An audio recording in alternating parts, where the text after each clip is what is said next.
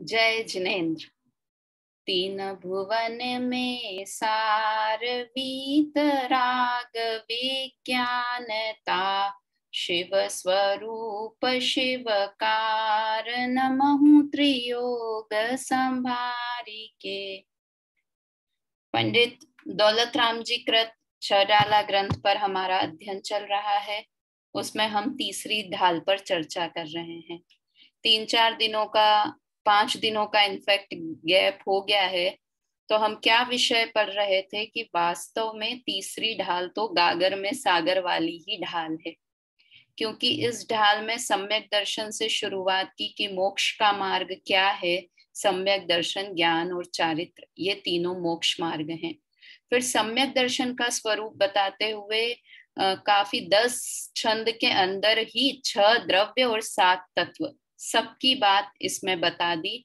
और फिर बताया हमारी जो चर्चा चल रही थी कि सम्यक्त्व के 25 दोष से रहित सम्यक्त्व होता है, और या फिर कहें सम्यक दर्शन के 8 अंग कौन से हैं।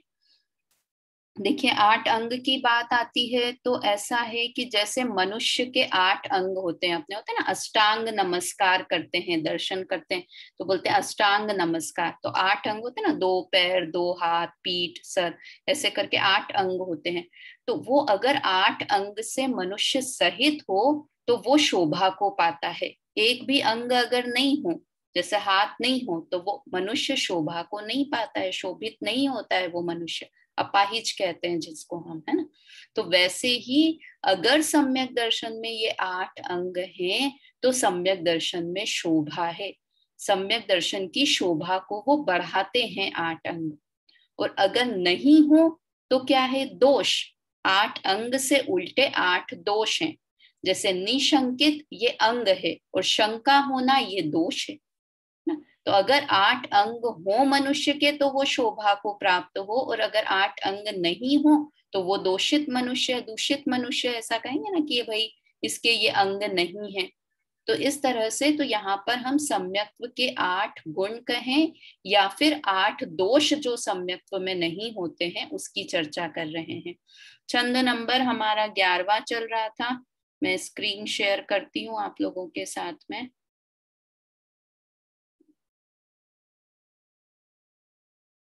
एक मिनट, शेयर स्क्रीन। 11 नंबर का छंद हमारा था, क्या था? एक बार छंद बोलते हैं यहाँ से। क्या छंद था? वसुमद टारिणी वारी त्रिशटता, षट अनायतन त्यागो, संकादिक वसु दोष विनाशम, वेगादिक चित्त पागो, अष्ट अंग अरु दोष 25। तीन संक्षेपे कहिए, बिन जाने ते दोष गुणन को, कैसे तजिए गहिए। तो यहाँ पर बता रहे हैं 25 दोष कौन से हैं। 8 मद, है ना, 8 शंकादि दोष, 3 मूढ़ता, त्रिसठता है ना, 3 मूढ़ता, षट अनायतन और 8 शंकादि दोष। इनका ये क्या है? 25 दोष हैं ये टोटल। और कौन से, किससे शोभित होता है सम्यक दर्शन की? संवेग, संवेगादिक, संवेग आदिक। तो संवेग, अनुकंपा, आस्तिक्य और प्रशम, इनसे शोभित होता है सम्यक दर्शन। और इसका वर्णन अब यहाँ से कर रहे हैं। क्यों कर रहे हैं? कि ऐसा जानकर दोषों को त्याग दो और गुणों को ग्रहण कर लो। जो दोष सम्यक्त्व में लगते, हमें भी सम्यक दर्शन प्राप्त करना है ना, तो कैसे सम्यक्त्व में कौन से दोष नहीं होने चाहिए, किससे दूषित हो जाता है सम्यक दर्शन, उन दोषों की और गुणों की चर्चा हम यहाँ से कर रहे हैं। देखिए यहाँ पर कितने अच्छे से ये 8 अंग बताए हुए हैं। इन 8 अंगों की आज हमें चर्चा करनी है। कौन कौन से? निशंकित, निकांक्षित, निर्विचिकित्सा, अमूढ़ दृष्टि, उपगुहन, स्थितिकरण, वात्सल्य और प्रभावना। ये 8 अंग होते हैं। इसकी आज हम चर्चा करेंगे। हमने 2 अंगों की बात कर भी ली थी। फिर यहाँ पर ये 25 दोष भी बताए हैं। ये जब हम चर्चा करेंगे तब इसे विशेष रूप से समझेंगे। तो ये अभी हम आज से शुरू करते हैं 12 नंबर का छंद। 12 नंबर का हमने थोड़ा शुरू किया था, निशंकित और निकांक्षित अंग की बात की थी थोड़ी, और उसे लेकर फिर आगे की चर्चा करते हैं।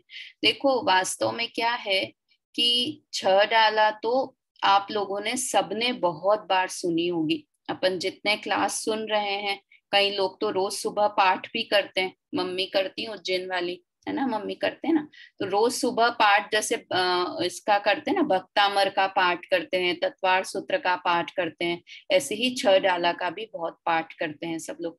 तो सबने पढ़ा भी हुआ है, क्लास भी अटेंड की हुई होगी, किंतु अब हमें ये क्लास ऐसा समझकर अटेंड करना है कि हम इसमें से कुछ ग्रहण कर पाए। वास्तव में अगर नमोकार मंत्र की क्लास भी हम प्रॉपरली अटेंड करें ना, तो उससे ही बहुत फायदा हो जाए। हमको क्या हो गया अभी कि बहुत सारे नए नए ग्रंथ, अरे पढ़ा हुआ ग्रंथ क्यों पढ़े, नए ग्रंथ का अध्ययन करते हैं, ऐसा लालच हमारे मन में हो गया। तो वास्तव में तो वो सुना या पढ़ा कब तक नहीं कहा जाता है कि जब तक उस चीज को गुण नहीं लें, उसको हृदय में पूरी तरह से नहीं उतार लें, है ना। तो इस बार छडाला ये सुनकर करें कि हम में अगर इनमें से कोई दोष है तो हमें उन दोषों को निकालना है, उन दोषों का त्याग करना है। ठीक है, तो अपन करते हैं ये वाला कि कौन से 8 गुण, सम्यक दर्शन में कौन से 8 गुण होते हैं, उनकी यहाँ से निशंक आदि 8 गुणों का वर्णन यहाँ से करते हैं कविवर दौलत राम जी। साथ में छंद बोलते हैं। जिन वच में शंका न धार वृष, भव सुख वांछा भाने, मुनि तन मलिन न देख घिनावे, तत्व कुतत्व पिछाने, निज गुण अरूपर अवगुण ढाके, वाणिज धर्म बढ़ावे, कामादिक कर वृषते चिगते, निज पर को सुदृढ़ावे।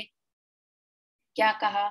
जिन वच में शंका न धार, जिन वच में अर्थात जिनेंद्र भगवान द्वारा जो वचन है उनके वचनों में शंका नहीं करना। ये आदि लाइन है ना, ये आदि लाइन में एक पहला गुण बता दिया, तो शंका नहीं करना उसे क्या कहते हैं? निशंकित अंग कहते हैं। तो हम कहेंगे कि हमको तो ये है अंग, है वास्तव में ऐसी शंका। कई बार हमको ऐसे लगता है, अरे ऐसा कैसे हो सकता है, ऐसे अनंत जीव कैसे हो सकते हैं, ऐसी शंका कई बार हो जाती ना। तो जिनेंद्र भगवान के वचनों में किंचित भी शंका नहीं करना, वह निशंकित अंग है ना। जैसा जिनेंद्र भगवान ने कहा, देखो इसका ये मतलब नहीं है कि हम सिर्फ आज्ञाकारी बन जाए, आंख बंद करके कि हाँ भगवान ने कह दिया इसलिए ठीक है। परीक्षा प्रधानी भी होना चाहिए, किंतु जिसमें परीक्षा कर सकते हैं द्रव्यानि योग के ग्रंथों में, चरणानि योग में, किंतु कर्णानि योग और प्रथमानि योग को तो एज इट इज ही ग्रहण करना होता है ना। तो इसलिए, पर ये अपन ने पिछली बार भी बात की थी कि भगवान की वाणी सच्ची और अच्छी ही होती है, ऐसा जानकर भगवान की वाणी में जिन वचनों में शंका नहीं करना, ये निशंकित अंग है। देखो इसमें एक तो फेमस है अंजन चोर वाली कहानी, और दूसरी एक व्रत द्रव्य संग्रह में जो बहुत अच्छी आई थी, वो ये बताया था कि जब राम और रावण का युद्ध हो रहा था, है ना, राम रावण का युद्ध हो रहा था, तो विभीषण ने रावण का, विभीषण रावण के भाई थे, किंतु उनका साथ छोड़कर राम का साथ दिया। क्यों दिया? वो बोलते हैं ना, विभीषण का के लिए तो ऐसा घर का भेदी लंका ढाए, ये मुहावरा आता है ना, कि वो तो घर का था, रावण के घर का था, और उसने रावण की सारी क्या क्या उसकी कमियां हैं वो सब रामचंद्र जी को बता दी, और इसलिए लंका ढह गई, है ना। घर का भेदी लंका ढाए, इसलिए बोलते हैं विभीषण के लिए बोलते हैं वो बात। तो विभीषण ने क्यों किया ऐसा? कि विभीषण सम्यक दृष्टि जीव थे, उन्हें जिन वचनों में शंका नहीं थी, उन्हें क्या पता था कि राम है वो 8वें बलदेव हैं, रावण है वो 8वां प्रति नारायण है, और लक्ष्मण है वो 8वां नारायण है। उन्हें ये बात पता थी ना, तो उन्हें शंका नहीं थी कि जिनेंद्र भगवान ने ये कहा है कि प्रति नारायण का वध नारायण करते हैं, मतलब रावण लक्ष्मण द्वारा मारा जाएगा, उन्हें पता था। और रावण को क्या लगा कि नहीं होगा वो नारायण, वो होगा प्रति नारायण, क्यों मैं इतिहास बदल के रहूंगा, कहा होगा भगवान ने किंतु मैं बदल के रहूंगा। ये मिथ्या दृष्टि जीव का श्रद्धान।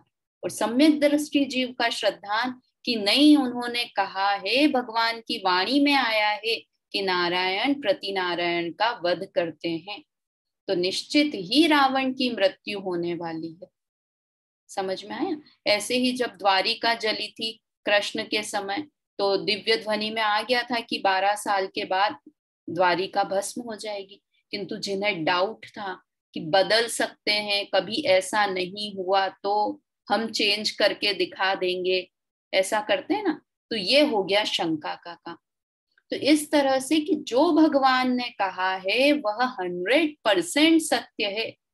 हिमालय पर्वत हिल जाए किंतु भगवान की वचनों में शंका नहीं होना, उसे कहते हैं निशंकित अंग। समझ में आया?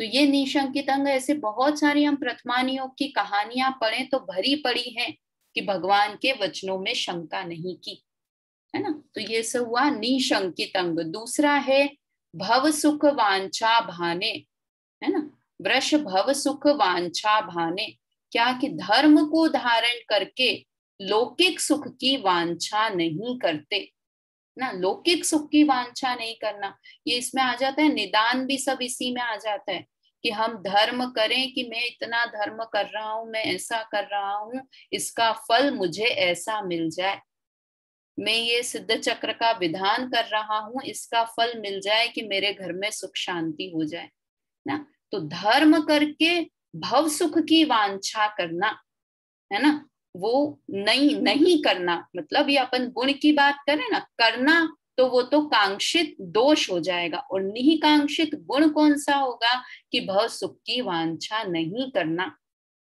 ये सम्यक दृष्टि में ये वाला गुण होता है। मिथ्या दृष्टि तो धर्म का एक कार्य भी करेगा तो उसके फल में रिजल्ट चाहेगा कि मैंने ये कार्य किया है और मुझे इसका ये रिजल्ट मिले, बोले या नहीं बोले, किंतु कहीं ना कहीं अंदर में ये चोर रहता ही है। और सम्यक दृष्टि जीव को ये चोर नहीं रहता, इसलिए उसके सारे धार्मिक कार्य हैं वो सही धार्मिक कार्य हैं, और मिथ्या दृष्टि तो शुभ कार्य भी सही नहीं कर सकता है। ठीक है ना। तो ये दो हो गए कौन से, निशंकित अंग क्या हुआ कि जिनेंद्र के वचनों में शंका नहीं करना, वो निशंकित अंग है। और धर्म को धारण करके भव सुख की वांछा नहीं करना, वो निकांक्षित अंग है। इसमें अनंतमति की कहानी फेमस है कि अनंतमति पर कितने कितने उपद्रव आए, कितने कितनी परेशानियां आई, किंतु उन्होंने धर्म को नहीं छोड़ा। तो वो निशंकित और निकांक्षित दो अंग हुए। तीसरा है निर्विचिकित्सा अंग। क्या है निर्विचिकित्सा अंग? मुनितन मलिनन देख घिनावे, है ना, देखी न घिनावे न देख घिनावे, पुरानी में ऐसे है। मुनितन मलिनन देख घिनावे, मुनियों के तन को, मलिन तन को देखकर उससे घृणा नहीं करना, वो क्या है, निर्विचिकित्सा अंग है ना। इसमें उद्दायन राजा की कहानी फेमस है। क्या कहानी थी कि वो मुनि को आहार दे रहे थे और मुनिराज ने वॉमिट कर दी उनके ऊपर, उल्टी कर दी, किंतु उन्हें उफ तक नहीं आया। ये देखो, ये जितने अंग दे रखे हैं ना यहाँ पर, तो ये उदाहरण के लिए दे रखा है कि मुनियों के तन को देखकर घृणा नहीं करना। वास्तव में किसी भी बुरी चीज को, है ना, किसी भी खराब चीज को देखकर जुगुप्सा, जुगुप्सा नाम की कषाय होती है ना, 9 कषाय में नाम आता है, हास्य रति अरति शोक भय जुगुप्सा। ये जुगुप्सा ग्लानी वाला जुगुप्सा, कि ग्लानी, हम तो जरा कहीं निकले गंदी स्मेल आई, छी छी कितनी गंदी है, एकदम जुगुप्सा, एकदम दिमाग में ही रहते हैं। कहीं दिख जाए नॉन वेज, दिख भी जाए, इवन अपन टीवी देखते रहे, मूवी देखते रहे और कुछ ऐसा सीन आ रहा है तो छी छी आंख बंद कर लेते हैं अपनी। तो ये ग्लानी का परिणाम। तो वास्तव में विचिकित्सा हुई कि ग्लानि का परिणाम करना, और निर्विचिकित्सा की ग्लानि का परिणाम नहीं करना, है ना। सम्यक दृष्टि ग्लानि का परिणाम नहीं करता। यहाँ पर और थोड़ा अच्छे से डिस्क्राइब किया, मतलब एक समझो उसका उदाहरण के तौर पर दिया कि मुनियों के मलिन तन को देखकर भी उससे ग्लानि नहीं करना। क्यों ऐसा दिया, मुनियों का उदाहरण क्यों दिया यहाँ पर? कि कई लोग मुझे, मतलब वाकई में मुझे ध्यान भी है, बॉम्बे में मेरी एक फ्रेंड थी, वो ऐसे बोलती कि यार पूजा सब ठीक है, किंतु अपने मुनिराज ऐसे रोड पर घूमते हैं ना तो बड़ी शर्म आती है। और कई बार ऐसे क्या कि मुनिराज नहाते नहीं है, सिर्फ स्नान वाला गुण हो जाए तो बहुत अच्छा। सोचो कितना पसीना आता होगा गर्मियों में, है ना। कहीं पर वो तो चट्टान पर बैठते हैं, मिट्टी धूल होती है, आप अपने को लगता है नहाना क्या है, पर 2 दिन बिना नहाए देख लो क्या हालत हो जाएगी, मतलब अपने आप ही अच्छा नहीं लगेगा। एक दिन बिना ब्रश करे देख लें, जैसा उनके तो अदंत धोवन, अस्नान, नग्नता, ऐसे ऐसे 28 मूल गुण में आते हैं मुनियों के। तो उसे देखकर, मुनि के तन को देखकर या उनकी बीमारी को देखकर, ये तो वॉमिटिंग वाला उद्यान मुनि का है, कभी लूज मोशंस भी हो जाए, कुछ भी हो जाए मुनि को, किंतु उनके तन को देखकर मन में ग्लानि भाव नहीं लाना, ये क्या है, निर्विचिकित्सा अंग है। ये सम्यक दृष्टि का एक गुण है। कैसा गुण है कि कितना भी ये मुनिराज की हुई साधर्मी के लिए, हम साधर्मी कोई मरण शैया पर हो, उसे समाधि दिलाने के लिए जाएं, तो कितनी परेशानी में वो हो, है ना, कितने, मतलब जब वो तो मुंह से लार निकल रही हो, वॉमिट होती है तो मुंह से अपने आप थोड़ा थूक निकलता है, तब भी ग्लानि नहीं करना और उसकी प्रॉपर तरीके से वैयावृत्ति करना। ये क्या हुआ, निर्विचिकित्सा नाम का। वास्तव में ये अंग कभी प्रकट होते हैं कि ये सम्यक दर्शन के साथ में हो ही जाते हैं ये गुण प्रकट। क्यों? क्योंकि कषाय की मंदता हो जाती है ना सम्यक दर्शन के साथ में, और ये इसलिए यहाँ पर स्पेशली ये बताया कि सम्यक दर्शन के साथ में ये गुण होते हैं। ठीक है, 3 हो गए, कौन कौन से गुण? निःशंकित, निकांक्षित और निर्विचिकित्सा। चौथा है अमूढ़ दृष्टि अंग। क्या है अमूढ़ दृष्टि अंग? तत्व कुतत्व पिछाने, है ना, तत्व को और कुतत्व को, मतलब सच्चे तत्व को और झूठे तत्व की पहचान करना। पिछाने मतलब पहचान करना। कौन से सच्चे तत्व, कौन से झूठे तत्व? कि जितने भी धर्म में, जिनवाणी में कहे हुए सच्ची और झूठी बात है, उन्हें परीक्षा करके उनकी पहचान करना। देखा देखी नहीं आना, ये तत्व में देव शास्त्र गुरु भी आ गए, 7 तत्व भी आ गए, सारी बातें आ गई, तो उन्हें उनकी पहचान करना कि क्या सच्चा है और क्या झूठा है। रेवती रानी की बहुत फेमस कहानी है इसके लिए, है ना। मतलब वो सम्यक दृष्टि थी और उनके 8 अंग सम्यक दृष्टि के थे, तो देव आ गए रेवती रानी की परीक्षा करने के लिए कि उसमें अमूढ़ दृष्टि अंग कैसा है। मतलब अमूढ़, मूढ़ होता है मूर्खता, और अमूढ़ मतलब मूर्खता नहीं होना। मूढ़ बोलते हैं ना, मूर्ख को मूढ़ बोलते हैं, और अमूढ़ मतलब मूर्खता नहीं होना। तो कैसी मूर्खता नहीं थी कि उन्होंने, वो देव उनकी परीक्षा करने आ गए रेवती रानी की, तो क्या कहा कि भाई 25वें तीर्थंकर का, पहले तो ये ब्रह्मा विष्णु के मंदिर बना दिए, तो पूरा का पूरा गांव देखने चला गया वो कि अरे इतना सुंदर है। तो आधे जैनी भी चले गए कि चलो देख के तो आते हैं, इतना सुंदर मंदिर बनाया और वहां क्या क्या चमत्कार हो रहे हैं, तो उसे देख के तो आ जाएंगे, दर्शन नहीं करेंगे, चलो देख के तो आए। रेवती रानी नहीं गई। फिर उन्होंने क्या किया, ये तो नहीं आए तो चलो और ऊंचा लेवल किया उनकी परीक्षा करने के लिए, है ना। एग्जाम में करते हैं ना, पहले तो सरल प्रश्न, फिर और कठिन उन्होंने टेस्ट करने के लिए रेवती रानी को।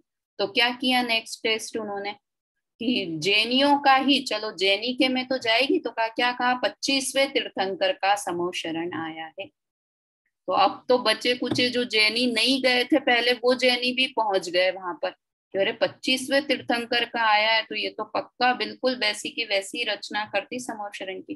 किंतु रेवती रानी नहीं गई। क्यों नहीं गई? अमूढ़ दृष्टि अंग, या ये भी कह सकते हैं निशंकित अंग, की शंका नहीं थी सर्वज्ञ देव के वचनों पर, या मूर्खता नहीं थी, अमूढ़ दृष्टिपना नहीं था।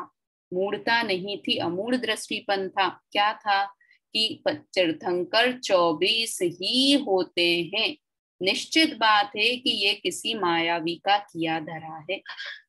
अपन तो कैसे होते हैं, चमत्कार को नमस्कार करने लगते हैं, या सब जा रहे हैं तो कहीं मैं ही तो गलत नहीं हूँ, बाकी सब, मतलब पूरा गांव चला गया हो और एक नहीं जाए तो क्या लगने लगता है, शायद मैं गलत होऊंगा, बाकी सब तो सही होंगे, मैं गलत होऊंगा शायद, तो चलो देख के तो आ जाते हैं।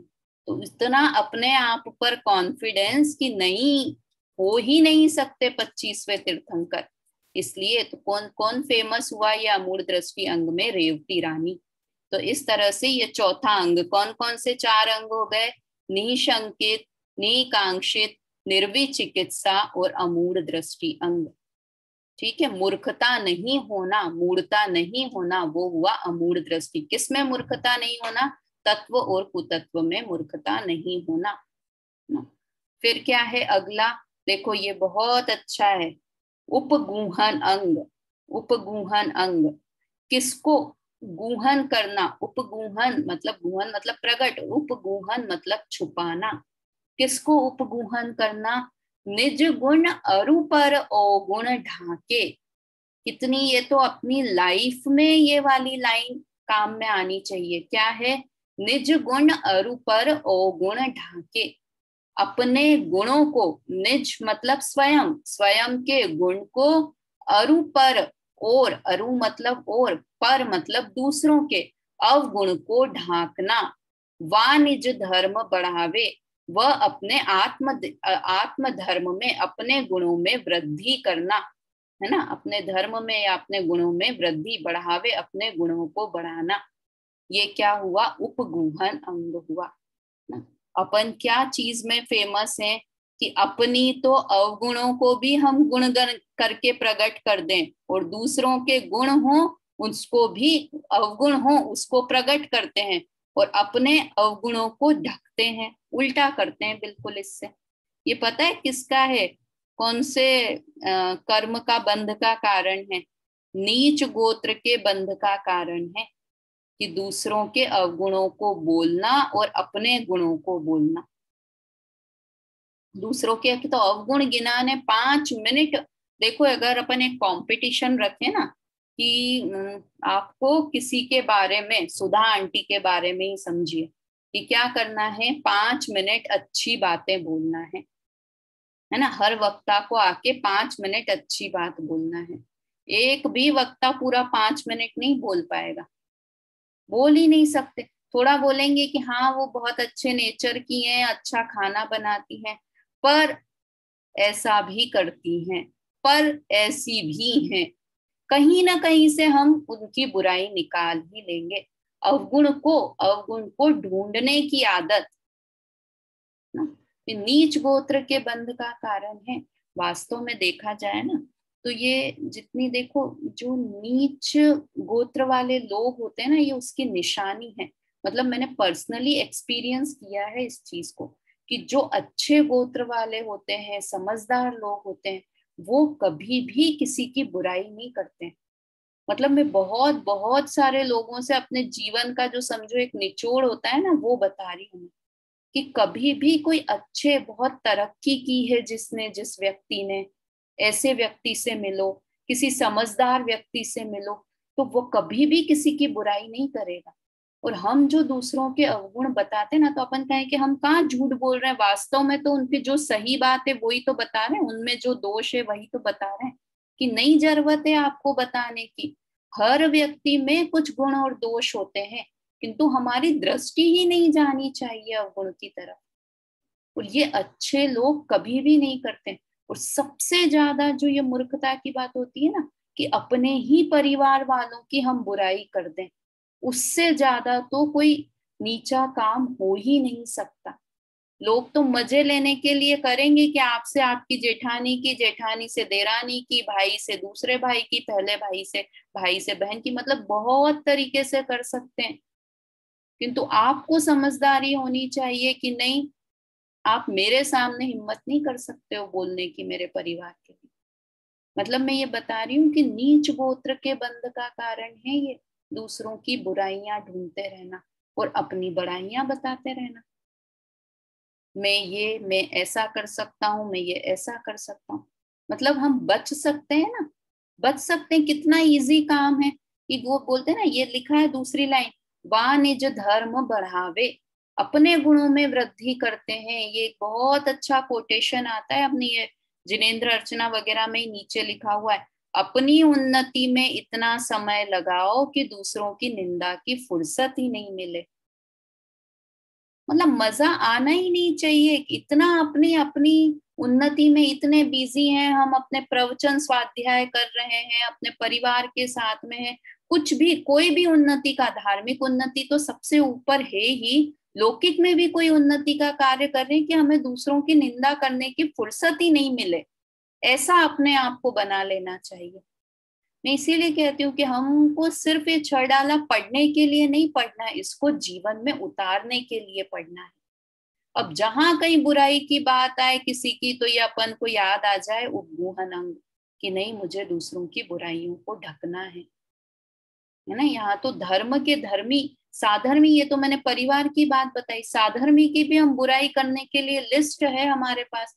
मंदिर में जिसके लिए और कुछ नहीं तो वो क्या ड्रेस पहन के आती, इसी पर ही हम लंबी रामायण कर सकते हैं। उसने ये नहीं पहना, उसने ये पहना, उसने ये किया, उसने ऐसे प्रक्षाल किए, उसने ऐसे पूजा की। अरे जाने दो सबको, मंदिर तो एक ऐसा स्थान है जहां पर हम कषाय भाव छोड़ें। बिल्कुल अपने अंदर इन चीजों में परिवर्तन आना चाहिए। मुझे तो मतलब ये वाकई लगता है कि जहां हमको लगे ना दूसरों की बुराई, तो ध्यान करना, नीच गोत्र बन रहा है, नीच गोत्र बन रहा है, तो एकदम अपने मुंह पे चुप्पी आ जाएगी। सामने वाला कर रहा है, कोई अपन बोले हम तो नहीं करते हैं, सामने वाला करता है इसलिए उसके हाँ में हाँ मिलानी पड़ती है। एक बार करेगा, दो बार करेगा, आपने इंटरेस्ट नहीं लिया ना, तो वो समझ जाएगा कि इसको पूजा को इंटरेस्ट नहीं है, नहीं करनी है ये वाली बात। समझ में आया?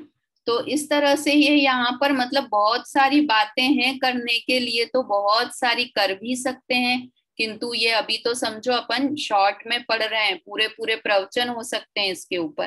तो क्या है, अपने गुणों को और दूसरों के अवगुणों को ढकना, व अपने गुणों में वृद्धि करना, निज धर्म को बढ़ाना, वो कौन सा है? अमू उपगूहन अंग है।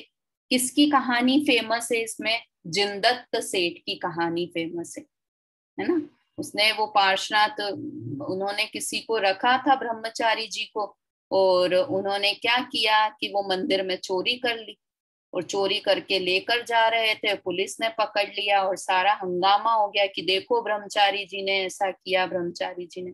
तो क्या किया जिनदत्त सेठ ने कि उसके अवगुण को ढांक लिया। चोरी की थी, अपन तो जिसमें अवगुण नहीं हो वो भी प्रकट कर दें, वहां तो उसने डायरेक्ट अवगुण थे, किंतु उस अवगुण को ढक दिया। क्या कहा कि नहीं नहीं, ये तो मंदिर में से ये सामान तो मैंने मंगाया था उनसे, ये कोई चोर वोर नहीं है। और वहीं पे मामला को रफा दफा कर दिया। क्यों किया ऐसा?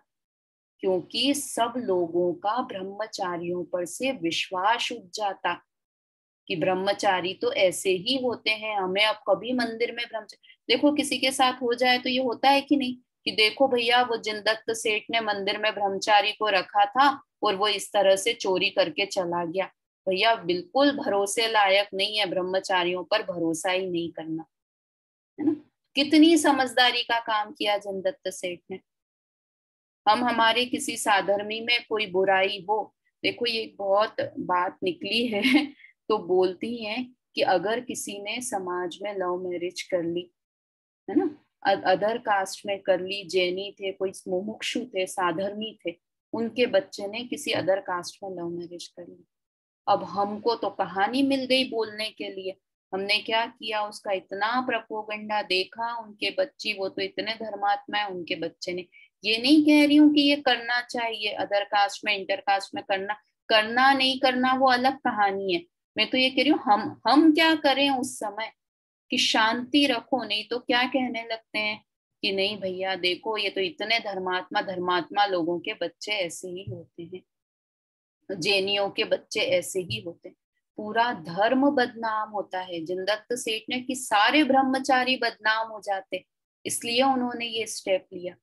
हमारे हमारे एक कृत्य के कारण सारे जैनी बदनाम हो जाएंगे, सारे मंदिर में आने वाले बदनाम हो जाएंगे। तो बहुत सोच समझकर किसी ब्रह्मचारी पे दोष लगाना, किसी साधर्मी पर दोष लगाना कभी नहीं होना चाहिए। ये वाली चीज हमारे मुख से, हम जितने क्लास सुन रहे हैं उतने लोग तो इस चीज को समझ सकते हैं ना। मतलब उसका बहुत बड़ा दोष है, उसे जानकर इस उपगूहन अंग को अंगीकार करना चाहिए ना। अगला गुण कौन सा है? उपगूहन के बाद अगला गुण है स्थितिकरण अंग। किसकी स्थितिकरण करना? कामादिक कर वृषते चिगते निज पर को सुदृढ़ावे। कामादिक विकार के कारण, कामादिक करी, काम आदिक विकार के कारण, करी मतलब कारण, वृषते चिकते, वृष मतलब धर्म, धर्म धर्म से जो चिग रहे हैं, जो धर्म से विमुख हो रहे हैं, है ना। चिगना मतलब धर्म से विमुख होना। तो क्या करना कि ऐसे अपने को और पर को, अपन भी अगर धर्म से चिग रहे हैं तो खुद की भी स्थिति कराना। किसमें स्थिति करवाना? वृष में, मतलब धर्म में, धर्म में स्थिति करवाना। और दूसरा भी अगर धर्म से विमुख हो रहा है तो उसे भी वापस धर्म में स्थिति करवाना। वो क्या है? स्थितिकरण अंग है।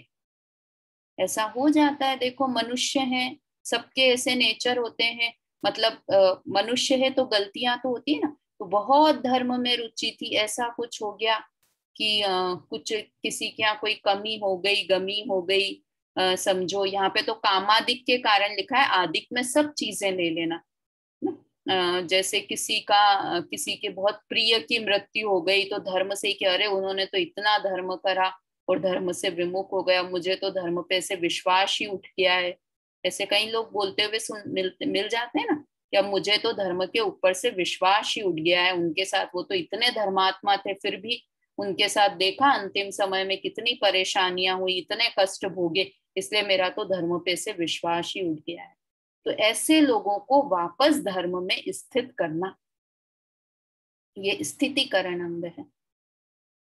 खुद खुद के परिणाम भी कई बार ऐसे हो जाते हैं। कभी तो लगता है बहुत धर्म में मन लग रहा है, और कई बार क्या होता है कि धर्म में मन ही नहीं लगता है, प्रवचन सुनने में मन ही नहीं लगता है। तो खुद को वापस से धर्म में स्थित करना सबसे बड़ी ड्यूटी तो हमारी हमारे प्रति है कि हम अपने आप को, अपने परिणाम देखो। ये क्या होता है कि तीव्र कषाय का परिणाम हुआ तो नहीं लगेगा धर्म में मन, किंतु वापस से कैसे भी कंट्रोल करके मन को वापस धर्म में स्थित करना ना, वो क्या हुआ? स्थितिकरण अंग हुआ। इसमें पुष्प ढाल मुनि की आती है कहानी कि वो भोजन करने के लिए गए और वहां पर मुनिराज तो किसी कौन स्त्री भोजन दे रही है उसकी तरफ देखते भी नहीं है, नीचे मुंह करके भोजन करते हैं बिल्कुल। तो उन्होंने किसी को देखा, कोई स्त्री दे रही थी और उसका एक अंगूठा नहीं था, पैर की उंगली नहीं थी या अंगूठा नहीं था, मुझे ठीक से ध्यान नहीं, उंगली या अंगूठा नहीं था। तो उन्हें देखकर अपनी पत्नी की याद आ गई कि मेरी पत्नी भी ऐसी ही थी, और अब उनका ध्यान में मन नहीं लगे, बार बार बार बार पत्नी की याद आने लगे। तो ये वारिशेन मुनि थे, उन्हें ध्यान में आया, उन्हें लगा कि ये किस कारण से ऐसे हो रहे हैं। फिर उन्होंने अपनी रानियों के पास, ये वारिशेन मुनि मतलब पूरी कहानी है कि उनको फिर वापस से धर्म में स्थित किया कि ये गलत है, ऐसे तुम छोड़ के आए हो। मतलब उन्होंने उदाहरण पेश किया खुद की रानियों वगैरह का, और उन्हें लगा कि मैं तो अपनी ऐसी पत्नी के पीछे, और उनकी तो इतनी सुंदर सुंदर ये रानियां छोड़कर आए हैं। तो ये पुष्पढाल और वारिशेन मुनि की कहानी स्थितिकरण अंग में आती है। तो इस तरह से ये कितने अंग हो गए? पहला, जिन वच में शंका नहीं धरी, निशंकित अंग। फिर भव सुख की वांछा नहीं करना, निकांक्षित अंग। मुनि के मलिन तन को देखकर घिनाना नहीं, है ना, वो नहीं करना, घृणा नहीं करना, वो निर्विचिकित्सा अंग। कुतत्व और तत्व को पहचानना, वो अमूढ़ दृष्टि अंग। अपने गुणों को और दूसरों के अवगुणों को ढाकना, वो उपगूहन अंग। और धर्म से विचलित होते हुए अपने को और पर को वापस धर्म में लगाना, स्थित करवाना, वो स्थितिकरण अंग हुआ। तो इस तरह से ये 8 अंग हुए। अपन इसके बाद का भी पढ़ लेते हैं एक बार, जो दूसरे 2 अंग रह गए हैं। देखो ये यहाँ पर निकांक्षित और ये निर्विचिकित्सा अंग के लिए ये उदयन राजा का उदाहरण है, अमूढ़ दृष्टि अंग के लिए। इसको अपन कल करेंगे। ये उपगूहन अंग में ये चोरी कर रहे हैं ब्रह्मचारी जी, देखो यहाँ पर, है ना। और ये जिनदत्त सेठ है कि वो कह रहे हैं इनको कि नहीं नहीं ये तो वो प्रतिमा चोरी करके लेके जा रहे थे, तो कहा कि नहीं नहीं ये तो मैंने ही मंगाई है। ये देखो इसमें आएंगी, अपन ये कल इसको भी पढ़ेंगे। पहले 2 अंग और पढ़ लेते हैं, फिर कल इसका ये स्थितिकरण अंग। और अब यहाँ पर 13वें नंबर के छंद में क्या है, जो शेष रह गए हैं गुण और 8 मदों का वर्णन किया है। तो 2 अंग कौन से रह गए हैं, वात्सल्य अंग और दूसरा प्रभावना अंग। तो ये आधी आधी लाइन का है। धर्मी सो गो वच्छ प्रीति सम, धर्मात्मा जीवों के प्रति, साधर्मी जीवों के प्रति कैसा प्रेम होना। गो वच्छ, गो कहते हैं गाय को, और वच्छ मतलब बछड़े। गाय और बछड़े के प्रति प्रेम होना, जैसा गाय का बछड़े के साथ प्रेम होता है वैसा प्रेम अपने साधर्मी जनों से होना। साधर्मी क्या अर्थ होता है साधर्मी का, सा मतलब स, धर्मी मतलब धर्म, जो साथ में धर्म करते हैं। जो हम साथ में पाठशाला सुन रहे हैं ना, जितने रानी आंटी, राज रानी आंटी, जितने भी लोग हम पाठशाला सुन रहे हैं, तो वो सब क्या हुए, साधर्मी, क्योंकि साथ में धर्म करते हैं। तो उनसे कैसी प्रीति होना, कि गाय के बछड़े से जैसी प्रीति होती। क्यों गाय और बछड़े की प्रीति का उदाहरण देते हैं, कि गाय को बछड़े से इतनी प्रीति होती है कि अगर कोई कसाई आ जाए ना, तो गाय बछड़े को पीछे कर देगी और खुद आगे हो जाएगी। इतनी प्रीति, ममता की मूर्ति जिसे कहते हैं। और कैसी, मनुष्य का क्यों नहीं दिया, मनुष्य और मनुष्य के बच्चों का उदाहरण नहीं देके दौलत राम जी ने क्यों दिया गाय और बछड़े का, क्योंकि मनुष्य को तो अपेक्षा रहती है। क्या अपेक्षा है, कि मुझे मेरे बच्चों से अपेक्षा है कि वो मेरा बुढ़ापा ठीक कराएंगे। बच्चों को अपेक्षा है कि माँ मेरा ध्यान रखेगी। किंतु वहां पर गाय और बछड़े में कोई स्वार्थ नहीं होता है। वो बड़े हो जाते हैं तो गाय अपने रास्ते, बछड़े अपना रास्ता, किंतु बचपन में इतना प्रेम कि वो खुद मरने के लिए तैयार हो जाए और आगे की कोई अपेक्षा नहीं, निस्वार्थ, इसे कहते हैं निस्वार्थ प्रेम के लिए गाय और बछड़े का उदाहरण दिया जाता है। तो साधर्मियों से कैसा प्रेम हो, कि निस्वार्थ प्रेम हो। बस वो मेरे धर्म के साथी हैं, वो मेरा अच्छा बिजनेस करवा दें, मेरे बच्चे बच्चियों की शादियां करवा दें, मुझे थोड़ा पैसा लोन दे दें, इस तरह से अपेक्षा नहीं साधर्मी से। निस्वार्थ प्रेम साधर्मी के साथ होना, उसे क्या कहते हैं, वात्सल्य अंग कहते हैं, है ना। क्या हुई इसकी लाइन, धर्मी सो गो वच्छ प्रीति सम, धर्मात्मा के प्रति कैसी प्रीति होना, जैसे गाय और बछड़े में होती है। और फिर क्या है, इसमें किसकी कहानी फेमस है, विष्णु कुमार मुनि की ना। 800, उन्होंने 700 मुनियों की, अभी रक्षाबंधन आने ही वाली है, तो 700 मुनियों की रक्षा की। और क्या अपेक्षा थी, कि कुछ अपेक्षा, कौन मुनि उनकी मदद करने आने वाले, किंतु इतना वात्सल्य भाव उन 700 मुनियों के प्रति कि उन्हें वो मुनि पद छेदना पड़ा, बाद में उसका प्रायश्चित भी लेना पड़ा। तो इस तरह का उनको प्रेम था। इसमें विष्णु कुमार मुनि की कहानी है वात्सल्य अंग में। और एक आखिरी अंग है, समय हो गया है बस 2 ही मिनट में, करि जिन धर्म दीपावे। और क्या करना, जिन धर्म को दीपावे मतलब शोभा बढ़ाना, जैन धर्म की शोभा बढ़ाना, प्रभावना करना जैन धर्म की, अहो भाव कि मेरा जैन धर्म ही महान है और कुछ महान नहीं है ना। जैन धर्म की प्रभावना करना, शोभा बढ़ाना, उसका नाम है प्रभावना अंग ना। ऐसा जैन धर्म के प्रति किसी से बात करें, कोई अन्य धर्म वाला भी हो ना। कई बार होता है हम ट्रेन में बहुत लंबी यात्रा कर रहे हैं, फ्लाइट में कर रहे हैं, कहीं बाहर गए हुए हैं विदेश में, तो अपने धर्म की तारीफ कि हमारा धर्म ऐसा है, अंदर से अपने आप को, वो भजन आता है ना, हम जैन कुल में जन्मे अभिमान करो ना, तुम जैन कुल में जन्मे अभिमान करो ना, है ना। ये है पूरा भजन, नीता दीदी गाती, हमारे उज्जैन में है वो। तो कितना कि जैनी हो तो अपने आप पे इस चीज के लिए प्राउड करो कि मैं जैन हूं, और दूसरे लोगों को भी बताओ कि ऐसा मेरा जैन धर्म है। तो ये प्रभावना अंग हुआ। इस तरह से हमने 8 अंग की चर्चा की। कल इसका भावार्थ और पढ़ेंगे। कौन कौन से नाम है, एक बार नाम दोहरा लेते हैं। निशंकित, निकांक्षित, निर्विचिकित्सा, अमूढ़ दृष्टि, 5वां उपगुहन, स्थितिकरण, वात्सल्य और प्रभावना। ये 8 अंग हुए। इन 8 अंगों से सम्यक दर्शन में शोभा होती है। तो हम भी जीवन में इन 8 अंगों को प्राप्त करें, ऐसी भावना है। अभी जिनवाणी स्तुति बोलते हैं, फिर कल का विषय आगे लेंगे। निज निधि निज में बताई, यह अनंत उपकार है। इसके लिए जिन वाणी माँ को वंदना शत बार है, वंदना शत बार है। जय जिनेन्द्र।